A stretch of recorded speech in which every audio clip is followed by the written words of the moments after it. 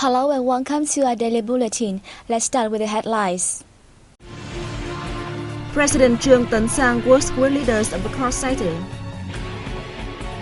Anti-drug police show strong performance. Exhibitions affirm Vietnam's sovereignty over archipelagos.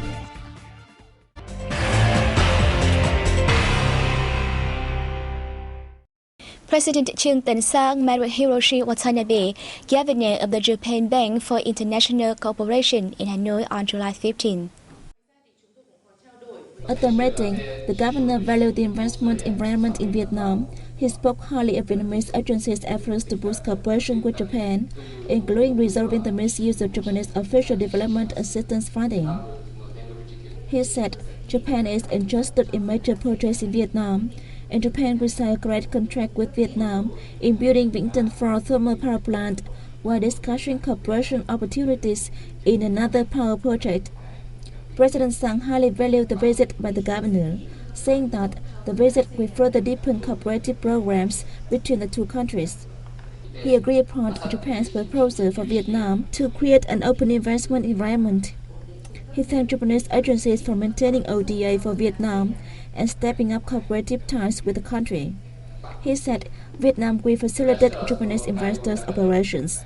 He asked the governor to help accelerate loan programs and make them more effective in Vietnam. President Trương Tấn Sang has urged the court sector to speed up its reform to ensure our citizens can access justice in an easy and convenient way. Meeting leaders of the sector in Hanoi on July 15th, President Sang asked the sector to work harder to build the law on people's court towards judicial reform. He said the sector should further enhance the capacity and quality of its personnel, thus avoiding violations of professional ethics. He also praised the efforts made by the sector over the past years, saying that its performance had helped ensure the interests of both the state and citizens. A report heard at the meeting showed that in the first half of this year, the court sector nationwide sought more than 158,100 out of nearly 243,100 cases they have handled. The report also pointed to some shortcomings in the sector's performance, including slow process for judgment. National Assembly Chairman Nguyễn Sinh Hùng has spoken highly of the efforts by the Hà Nam Province People's Council to reform its operation. He has asked the council to work more to better receive and handle feedback from the public. At the session of the Council on July 15th, Chairman Hùng highlighted Hà Nam's socio-economic development in the first half of 2014. He ordered the Council members to clarify shortcomings and devise appropriate measures to fulfill the yearly goals. The Chief Legislator also urged them to step up politicizing and executing the amended Constitution, approved in 2013, in order to ensure the document is fully observed in those spheres. Reports of the function said that Hà Nam posted an economic growth of 11% in the first 6 months of this year. Its poverty rate was brought down to 5.68%. The province is accelerating the building of new style rural areas and working to iron out difficulties for the business circle and provide the best possible conditions for their operation.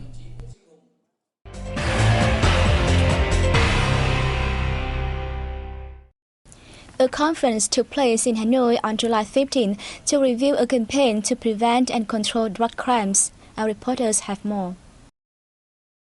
Statistics released at the event showed that the anti-drug police arrested over 44,900 drug-related criminals and confiscated 797.1 kilograms of heroin, 69.7 kilograms of opium, and 171.3 kilograms and 390,000 tablets of meth from 29,338 cases it brought to light during the campaign against drug crime.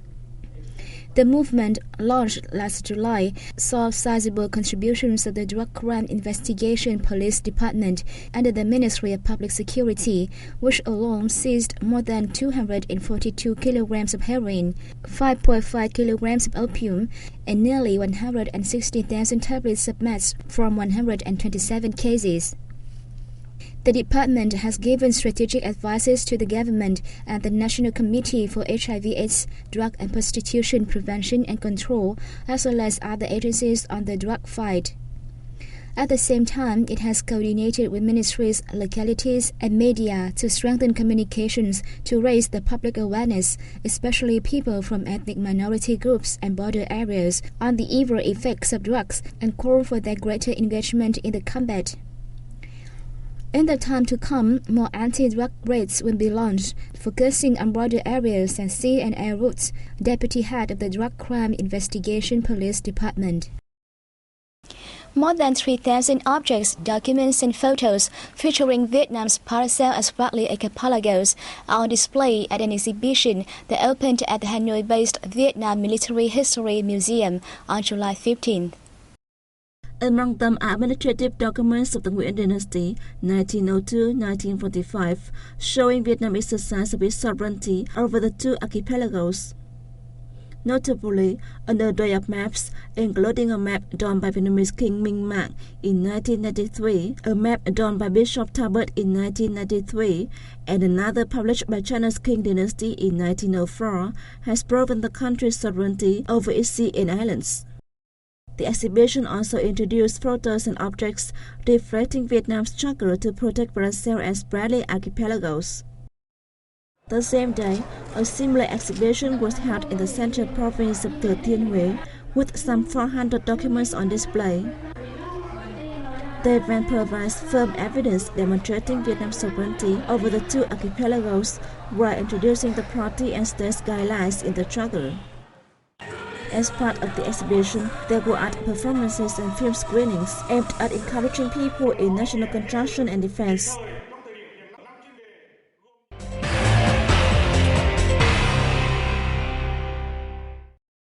Foreign direct investment earmarking for the real estate market hit $692 million in the first half of this year, a year-on-year increase of 65%.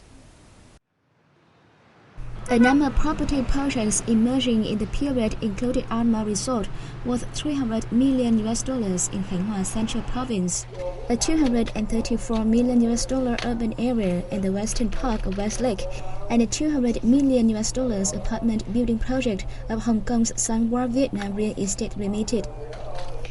This shows that the country's real estate market is attractive again to foreign investors. Resort projects have proven their advantages, while housing ones have seen positive changes, mostly in Hanoi and Ho Chi Minh City, with increasing supplies and falling inventories. In Hanoi, 79% of sold apartments were from completed projects. However, experts said the supply of apartments in Hanoi has not yet met the real demand. They forecast that the segment of housing for middle-income earners will become hot in the remaining months of the year. From June 16th, customers can mortgage the contracts they signed to buy apartments from projects which have had their foundations built to borrow bank loans from the 30 trillion Vietnam dong loan package. In the first 6 months of 2014, real estate ranked third among all economic sectors in terms of foreign investment attraction, with 9 new projects registered. The Dung Quất oil refinery in the central province of Quảng Ngãi has resumed operation at full capacity after the second major maintenance that lasts 56 days.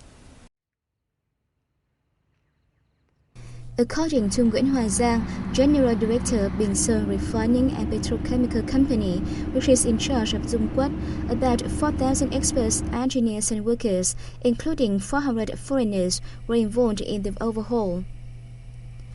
Several major technical flaws were fixed during the process, and the single-port mooring at the refinery was upgraded, allowing it to receive oil tankers of up to 150,000 tons. Previously, it could only accommodate 100,000-ton tankers. From now to the end of this year, the refinery plans to reduce about 2.6 million tons of products, contributing $564 million to the state budget. The refinery was put into commercial operation since 2010. It has turned out more than 26 million tons of oil, petrol and gas products so far, meeting 30% of demand of petrol nationwide. In 2013, it produced 6.6 million tons of products, 17% higher than its set target, and gained over $7.3 billion in revenue and $138 million in profit. It also contributed $1.3 billion to the state budget.